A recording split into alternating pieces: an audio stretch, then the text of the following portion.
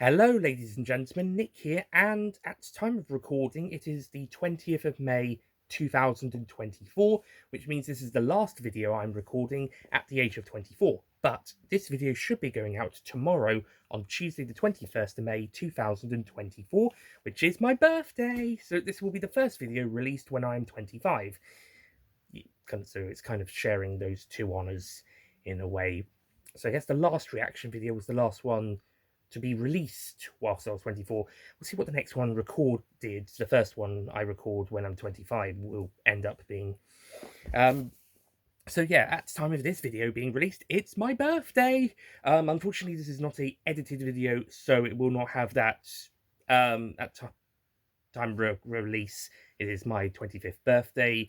Okay, let's go with the horn in the background sound effect. I did have a video planned, but it didn't end up being done in time, so that's going to be done later down the line. That one or two maybe even were recorded back when I was 24. So those ones, even if they're released when I'm 25, those won't count as the first ones done when I'm recorded when I was 25. But we'll get to that bridge when we get to that. So, Doctor Who Season 1, Bad Wolf, or Era 3, if we're going by the Classic Who, New Who, or Revived Who, and Bad Wolf Who. Let's just say it's Bad Wolf Who. Season 1C, because Revival Who can be considered seasons and series with their numbering, as annoying as it can get when people call it Season 1. No, Season 1 is not with Chris Drexen, it's with William Hartnell, or Shooty Gatwa as well. Get it right, but whatever. So Season 1, Bad Wolf, also known as Series 14 or Season 40, Episode 3, Boom, which is written by Stephen Moffat, returning former showrunner and previously regular guest writer for RTD1, which is part of Revive 2. But by showrunner era, then it's guest writer for RTD1 and then showrunner himself. Showrunning series 5 through 10, and there's a little midget in my room. Sorry, I'm a little bit distracted. I hope you smack it when I get to it. Gotcha. Oh, no, he's still alive. Bugger it. Anyway, so Boom. Now, a lot of people have been going crazy for this one, saying it's absolutely amazing, best episode of the era yet, or second best after World Blue Yonder, and absolutely freaking amazing. A massive return to for Stephen Moffat, especially after Twice Upon a Time, which I mean, that episode does have a few good moments, like the whole 1914 stuff for the Christmas armistice, and Peter Capaldi gets some amazing stuff to do, and it looks visually stunning. Rachel Talalay is a great director, but most of the episode is not good, so to speak. I've done 2 reviews of it. One original back at the time, where it was probably a bit more positive, and then a revisitation review back in 2021. Yeah, 2021, where I was a lot more negative, so to speak. So yeah, that's probably the one I stand by more. So yeah, if you want to hear my full thoughts on Twice Upon a Time, do check out my revisitation review of the story from 2021. And if you want to hear my original thoughts on it, check out the 2017-18 review from around the time of broadcast. So, boom, I'm going to do a review of this at a later stage as well.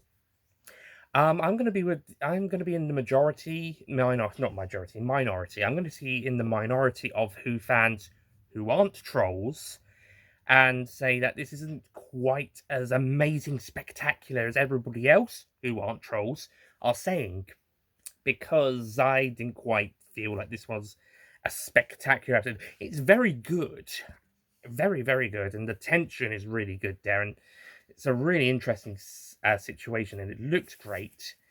But I don't think this is no Blink, or Heaven Sent, or World Enough in Time, or many other standout Moffat episodes from RTD era 1, RTD era 1, or his own era. There was one, I think it was a tabloid, said it was the best Stephen Moffat script since Blink. I heavily disagree. Not only is Day of the Doctor my favourite story of all time, but you're not. They missed out Heaven Sent, they missed out World Enough in Time, and the Doctor Falls, but they also missed out some awesome greats like Science in the Library, Pandora Copen's Big Bang, The 11th Hour, the best post regeneration story so far. Sorry, Spearhead fans, that's the second best, I promise. And Power fans is third. Well, no, actually, no, I like the Christmas Invasion third. Okay, Power's fourth, promise. Um, and so I can upset all you Jodie Whittaker haters. Woman Who Felt Worth is fifth. I stand by that. Actually, no, actually, Church and Ruby Road, I really like that one. Okay, that's fifth. Then Woman Who Felt Worth. Okay, well, the Jodie Whittaker one is sixth. There you go, Whittaker haters. Now you can hate me more. Yeah, whatever. Anyway, moving on. So yeah, I think there's a lot more Moffat scripts that are better than Boom. So yeah, I mean it's all subjective anyway, but this is not the best one since Blink. In fact, it's not even anywhere near it. Blink is a freaking masterpiece as well. So yeah, to say this is the best one since Blink, as not only ignoring those other masterpieces like Day of the Doctor, Heaven Sent, etc., but also to say that like this is as good as Blink. No offense. This is, like I said, it's really good, but like it's no Blink, or any of those other ones. Maybe not all of those other ones, but certainly, actually no, yeah, all of, including no, yes, also all of those other ones I mentioned, and maybe a few others. Go back to Ghost of War is a really good one I like. For example, and there's a couple. I mean, there's quite a few duds in there and a few not so good ones in there as well. That it's definitely better than Twice Upon a Time, as I mentioned, for example, and the less said about Hell Bent, the better, amongst others. But yeah, there's equally a lot more that I think are better. So yeah, Boom's not even top 10 Moffat script, let alone best one since Blink. Top 15, maybe, definitely top 20, but out of 40 to 48 or something. But yeah, not the best one since Blink, in my opinion, and not even top 10 best Moffat script, either from his own era or the first RTD era. He is writing the Christmas special for later this year, though, so that one could be a contender. But again, we'll see. And like many of his episode scripts, I could actually tell. I could tell really, like, very instantly that this one was a Stephen Moffat script. We actually watched The Abominable Bride, the Sherlock 2016 New Year special, a few days earlier on Drama. We watched that one again, and yeah, after not long after watching that one, and then we watched this episode like a couple of days later, and yeah, I could tell this is definitely a Stephen Moffat script. It definitely has that a distinction of his style of writing compared to Russell T Davis's, who has a more distinct style, different style of writing to Moffat, and also a different style of writing to Chris Chibnall. So going from Power the Doctor to Star Beast, back which we watched did in November, watched Power the Doctor, and then we watched the day before the Star Beast aired, and could tell the difference between the writing. Yeah, pretty much instantly, and then the same after 6 RTD episodes, 7 if you count Destination Scarrow. And then we get to Stephen Moffat's written script, and oh yeah, the writing is definitely more Moffat-y for this one. It's definitely noticeably more Moffat-y, which is both a good and a not so great thing. The not so good thing is, yeah, it's a very noticeably Moffat written script that I could. But on the other hand, that does mean like it does give its own flair and style, and does make a nice break from the more Russell style written scripts, which makes me very interested to see how episode 6 of this series is going to be like, because that's going to be written by 2 new female writers. One of them's called Bryony. I can't remember their names on the tip right now. Bryony Feedman or something was one of them. Definitely a Bryony, but I can't remember their names right now. But I'm getting interested to see or hear how their writing is like with that episode, how it is different to Russell's and Stevens. And also next series is going to have more writers in the series, as opposed to just Rusty Davis writing most of it. There will be more people writing the series. So in the series, sorry. So it'll be interesting to see how all of those episodes turn out, and if they have other writers come back from past eras, how those episodes would feel under a different showrunner. For example, some of the Chibnall writers, if they were invited back, like Pete Matigue or Ed Hine, for example, how would their scripts be like different compared to their Chibnall era ones, or someone from Moffat's era, or another past RTD1 era writer, or expanded media even. Um, Most of all of the series one writers had written for the expanded media in some form or another. So so I guess people who were been engrossed with the expanded media stories they had written could then see how different they were writing the TV stories.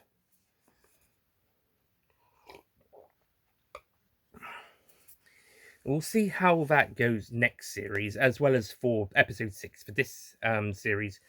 Um, but yeah, the Moffat feeling is definitely very clear for this one. But like I said, it's a nice break from the Russell writing episodes. It's good to have another writer in, and it's another past showrunner coming back for another crack at the whip, and he's got one more in the bag coming up, and then that might be it. But then again, this is Stephen Moffat we're talking about. He's been talking about, okay, this is my last episode, that's my last episode, okay, I'm done with this, and then he keeps coming back. So yeah, even when he looked like he had, okay, he's definitely left now. Um, and then he does some stuff for Lockdown, and now we've got his first episode since leaving the showrunner position. But yeah, I didn't quite get into this one as much as many of the other fans did. I still think it's very good, but I don't think I quite felt the same. I didn't quite feel the same way. I'm not quite sure what it is. I just thought it was good. I enjoyed it. I liked the situation the Doctor was in, the tension it was building, the interactions with Ruby. Although the relationship banter back and forth here, whilst maybe a bit more streamlined, is definitely gives me 11th or 12th Doctor and Clara vibes, but in a more positive way. I could definitely see this episode being more of a fitting into Series 7 or Series 8, with like how it works out. And yeah, it definitely feels like not feels like a Series 7 or 8 episode, but it's an episode that probably would have worked in Series 7 or Series 8. It'd be one of the better ones. But yeah, but that's also interesting for the characters' dynamic, and I think that worked well there as well. And same for the supporting characters. Although I do have to say, I think they miscast the girl, because she's clearly written to be younger, like maybe 5, 6, and I think they cast an 8 or 9 year old or something along those lines, and it just feels like a bit awkward, a little bit awkward her, and I don't want to sound cruel when talking about child actors, but yeah, this is she's one of the weaker ones. I'm sorry, I don't want to sound rude, but she's not great. And I don't think the writing around her is great. Maybe if they went with someone a bit younger, or if it was supposed to be intended to be someone a bit younger, like I said, 5 or 6, as opposed to 8 or 9. Well, at least that's what I think they are. I could be wrong about that. I probably am. But if they went a bit younger, maybe it would make a bit more sense. But it didn't quite work out. And also Monday's a good character. I think the way that they stumble on the situation is a bit rough. I think the way the supporting characters find the lead characters is a bit rough around the edges. It could have been maybe touched up a little bit before they started filming, or whilst filming. That pre-title scene also interesting. It goes on quite a little bit, and there's a lot of setup for most of it. Not even in the tension speak. I mean, we get to the tension bit, but there is quite a bit, and I feel like maybe some of that does harken back to the Moffat era, but also maybe a bit to Chibnall's era as well, where we are spending a lot of time with these supporting characters, but not so much getting to know them, but just building it up, but not quite in an emotional or tension build bit until a little bit later. Apart from maybe the the girl and her dad on the phone call bit until the characters get into danger. It probably would feel more in place with the opening of a classic Who story, in all honesty. If it was slowed down a little bit, it would actually, and placed after the title sequence, it would actually probably feel more like a classic series story, episode 1 starter, rather than the pre-titles of a series, season 1 story from Bad Wolf. Maybe it's just that the last pre-title scenes of this era have been a bit more faster paced. See the Devil's Chord for more in, for example, but that one also was a very good setup for Maestro's character. But this one, not quite so much. And I feel like the episode kind of mixes between some good tension bits, but also there is some bits that are a bit slow and draggy. So yeah, I didn't quite get into this one as well as much as maybe more than Space Babies, but I will be honest. This is those two I did watch twice before doing the reactions. I'm back to single viewing for this one, so this is first viewing reaction. I should have mentioned that earlier. So it definitely is in need of a second viewing and more viewings after that, probably. Definitely at least another one before the review, definitely. But honestly, I'm not actually in a hurry to rewatch this one. Before doing the review, of course. I mean, I will have to do it before I do that. And also, in order to bump up those viewing figures, if possible. But yeah, this is not quite one I didn't quite engage with. It's really good, but I don't know. I didn't quite feel the same way as most of the other fans. The tension was good. Some of the character interactions were good. There was some decent bits. I say decent, very good bits. Decent is just like, yes, it's fine, it's good, it's very good, but I didn't quite get into it as much as many other people did, which I think is something that the last two episodes sort of had a problem with for other people, and with Space Babies, yeah, I could definitely understand that. Not to the controversial or worst thing ever level, but yeah, I kind of get. Whilst Devil's Chord, on the other hand, that was one I really liked, but not so much for other people. But that being said, it is still a very good episode and has a nice, sweet ending. Even if and also actually the way the things are resolved, yeah, it works, I guess. Works out really well. There's actually some clever bits with it, and I think the commentary on AI, capitalism, and faith all works out really well, and it's nice to have the clerics from the Moffat era itself back, and Villengard, first mentioned in the Doctor Dances all the way back in Series 1, 2005. They are a much bigger presence. There's even a nod to the Doctor, this shutting a factory down, which is hinted to in the Doctor Dances when they bring it up.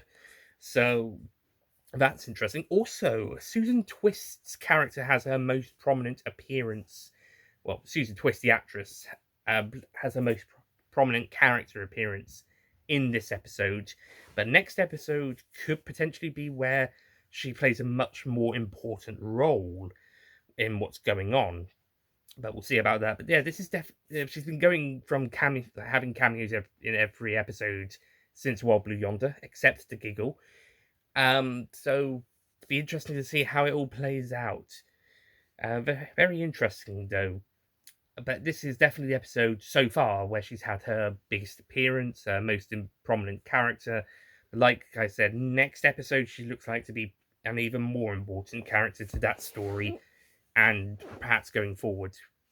But again, we'll see how it goes.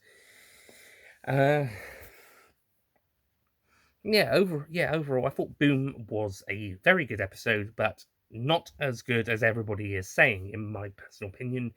I liked it, but I don't love it. It is not Stephen Moffat's best script. It's certainly not his best one since Blink, or even one of his top 10 ever, let alone top 5. Top 15, maybe. But it is a very good episode. Also, in terms of the best episode of the era or the best episode of the series, no, Wild Blue Yonder's my favourite of the era so far, for showrunner and also for season era, like your classic revival Bad Wolf. It's my favourite. But Wild Blue Yonder is my current favourite of Bad Wolf. For 15 and series for 15th Doctor and season 1 of this era.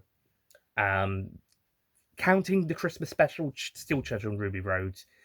Not counting the Christmas special, it's actually the Devil's Cord. So, yeah, that one's still hanging in there by a cord. But I would take this one above Space Babies. So don't worry, this one is still better than Space Babies.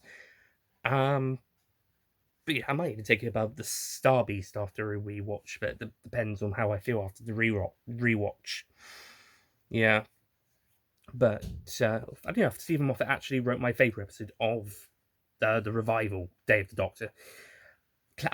Classic Who, it's Remembrance of the Daleks by Bennett Voronich. So, but yeah, not much else to say about Boom. I thought it was great, but not as good as everybody is saying, and not Stephen Moffat's best script, certainly not his best one since Blink, not even top 10, let alone top 5, as I already said. Is it a worthy comeback after 6 and a bit year absence and following on from his previous story? Yes, it is it's definitely better than that one, and yeah, it's a worthy comeback. It's not. I mean, it's no case of Androzani, which he was sort of compared with Robert Holmes to a lesser extent. It's not. It's no case of Androzani, or even this at this point in time, or even the Star Beast. Although again, that might change after a rewatch or two, possibly. But it's definitely very good. Like I said, opinion may go up on future viewings, or even down. Like it did for Space Babies, and even the Star Beast. But it might go up. I might end up loving it. Who knows? Or maybe in the future I'll be like, actually, you know what? I was kind of missing out. I've had that with previous episodes like Midnight Turn Left, Waters of Mars. I was like, no, I don't really get on board with these ones. And then when I got around to the reviews, I was like, oh fucking shit, these are fucking amazing. What was I thinking all of this time? Or at least or had a little bit of a lull since their first couple of viewings anyway, and there's like, okay, maybe not so much. Then didn't think so highly of them for a while, and then like, oh yeah, actually these are freaking amazing. When I got round to doing them for the reviews, so I don't know. Same for Genesis of the Daleks. When I did that, I was like, yeah, it's great, and then it like dipped down and like, I'm like, oh, it's fucking overrated. It's good, but it's overrated. And then the review came along and was like, it's still overrated, but it's fucking amazing. If that makes sense. So, maybe in the future, if I don't love this episode on a second or third viewing, maybe later down the line, I might think, oh, actually, I was sleeping on this one. I don't know what I was saying back in 2024. This one's actually secretly really great. Well, secretly for me, it's not so much for everybody else. But we'll see how it goes. Yeah. So anyway, next week we have 73 Yards, the most intriguing episode of the series and the most mysterious. And judging by the trailers, both Next Time trailer and the BBC One/BBC Three trailers, it's looking pretty interesting and a little spooky. It's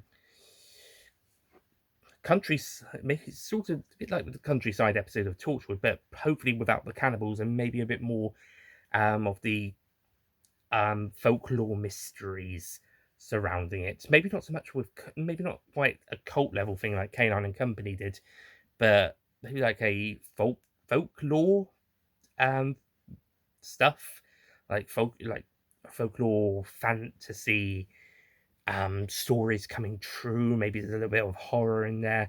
Next week could be the horror episode of the series. Actually, scratch that. It probably will be the horror episode of the series, especially if Space Babies wasn't quite as scary as we were expecting it to be. So who knows? And also for those who thought the last 2 episodes were too fun, too campy, too silly. Well, first of all, this episode puts the seriousness back into the series, as well as the hard science fiction. And next episode is, well, depends how it goes. It could be the scariest episode of the series. So, and I mean, more going back to the specials scary rather than um, the scariness of the previous 2 episodes. So, who knows?